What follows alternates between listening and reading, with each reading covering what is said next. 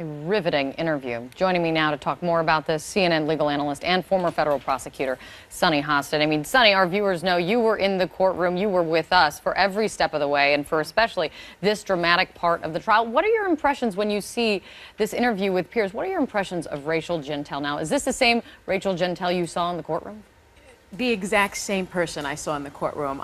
If you remember when we were talking about her testimony, I said what came across to me was her authenticity. She is who she is, and that is the kind of witness that you want. That is the kind of witness that I used to put on the witness stand every single day when I was a prosecutor in D.C. People that were being themselves, people that, through no fault of their own, happened to be on the witness stand because they happened to see something or hear something. And I thought that a person like that, so authentic, was really credible, incapable of putting on airs, incapable of shaping her testimony to fit the situation. She just happened to be there on the phone with Trayvon Martin, and after listening to juror B37's interview, that's exactly, I was shocked. And that's exactly what I wanted to ask you. When you talk about her being just who she is, she's being authentic, and that's the type of witness you want to have on the stand. But then when you hear the juror tell Anderson Cooper that she felt sorry for Rachel, that she did not consider her a credible witness, what does that tell you? You know, I was shocked by that, stunned. I was stunned. Did you see that in the courtroom? I did not. That they weren't.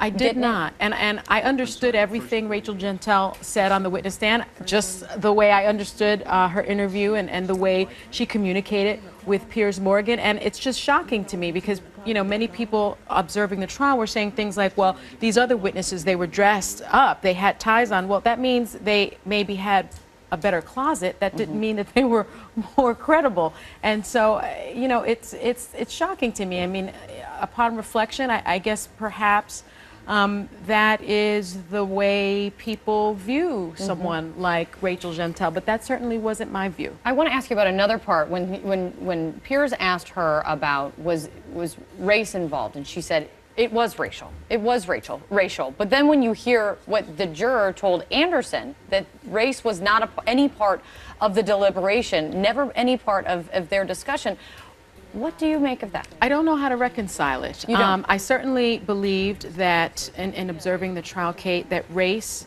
wasn't an element of the crime, but it certainly was the elephant in the room. We talked a lot about profiling, but profiling as a criminal, not necessarily racial profiling.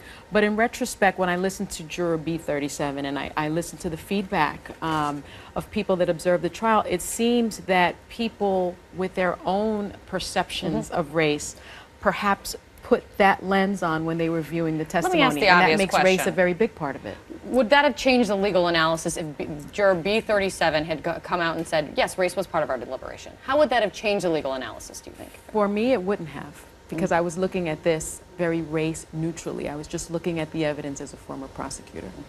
All right. Sunny Hostin, a lot more to talk about in this interview, and a lot more to talk about as this trial ends, and people are talking about it and having very passionate discussions about this all over the country. Thanks, Sunny. It's great to see you.